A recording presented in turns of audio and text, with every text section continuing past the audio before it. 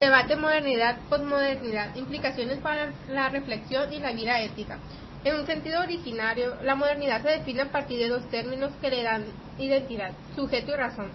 Se trata en realidad de dos creencias básicas que sintetizan la concepción moderna del mundo. Con respecto al primer término, el hombre es sujeto y no objeto. Desde el Renacimiento es visto como un sujeto autónomo, abierto al mundo, el cual se transforma según sus proyectos y su trabajo. Bajo esta concepción moderna, el hombre es la fuente de sentido de todas las cosas.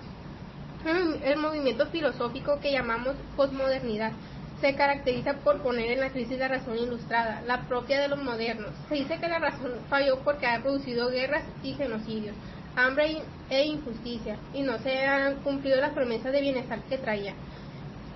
Eso por la parte práctica. Por la parte teórica, la razón se ha encerrado ella misma en cajón sin salida. Ha incurrido en muchos absurdos y el lenguaje, que es un vínculo de manifestación o expresión, se ha basado de significado, se halla en la...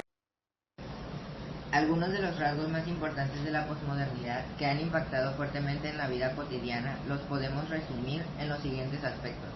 A. Lo efímero por encima de lo duradero. Vivimos actualmente en una sociedad y cultura donde prevalece lo efímero y transitorio sobre lo estable y duradero que caracterizó a la modernidad. Los cambios suceden tan rápidamente que no hay tiempo para la reflexión profunda y pausada. Esta crisis está afectando lo mismo a lo material que a lo espiritual.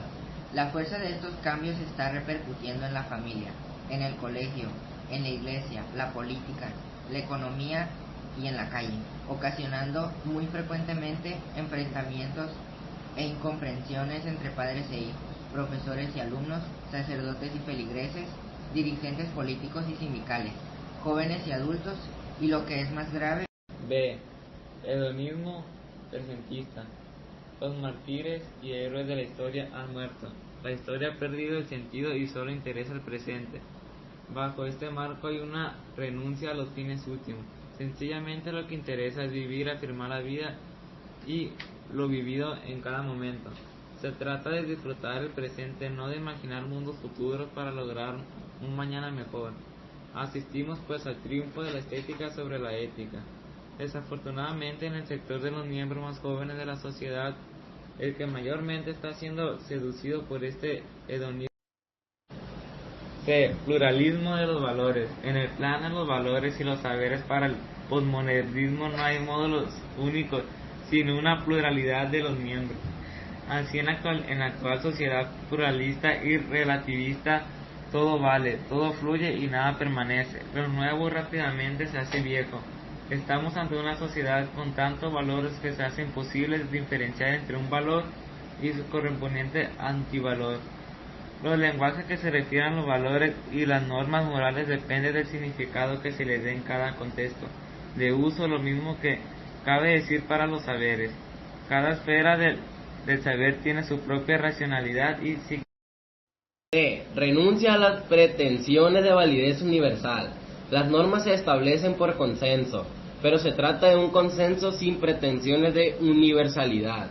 Basta con consensos temporales, opiniones débiles, sin buscar legitimaciones universales. Esto es precisamente lo que propone el filósofo italiano Gianni Battimo. Desde ahora, sostiene, hablaremos de vivir eligiendo, decidiendo, no desde modelos estables y bien fundamentados, sino desde opciones débiles, es decir, opciones que remitan a soluciones de la vida cotidiana, que sean abarcables y el pensamiento posmoderno admite como válidos los distintos estilos de vida y diferentes ideales de felicidad, siempre y cuando en ello esté de por medio el bienestar presente del individuo y no su sacrificio en pro del cumplimiento de algún imperativo categórico o de un código moral. Vengan estos de donde vengan. Esto último deja abierto la posibilidad para que cada cual sea el verdadero artífice de su propio destino, reconociendo la multiplicidad de contextos en que cada uno vive. Se acentúa así la igualdad de todas las personas en que tienen en particular lo imprevisible y de íntimo, y el respeto al individuo concreto como lo no universal. 3.2. crisis de los valores de la modernidad. En nuestros días es muy común escuchar, sobre todo cuando nos referimos a los grandes problemas que aquejan a las sociedades actuales, frases como las siguientes: en realidad lo que está en crisis son los valores, ya no hay valores. La crisis actual, más que otra cosa, es una crisis de valores, una crisis moral. Según Hans Kuhn, el panorama actual no podía ser más desalentado. Cada minuto gastan los países del mundo 1.8 millones de dólares en armamento militar. Cada hora mueren 1.500 niños de hambre o de enfermedades causadas por el hambre. Cada día se extingue una especie de animales o de plantas.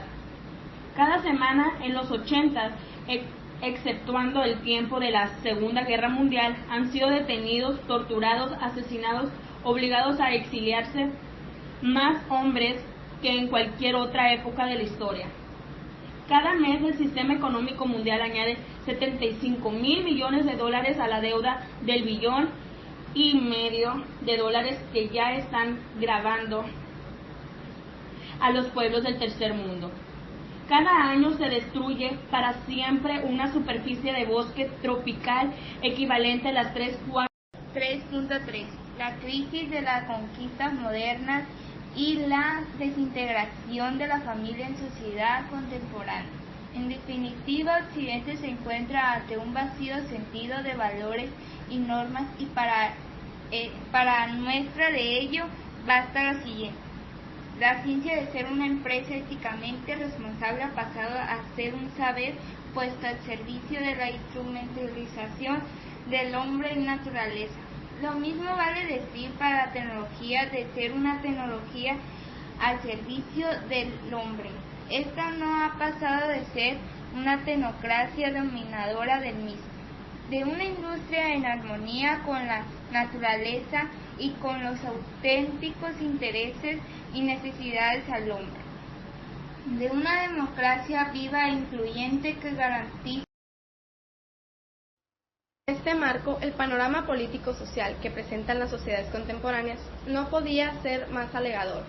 Los programas de la modernidad que ofrecieron sociedades más justas y democráticas ya cumplieron sus cometidos.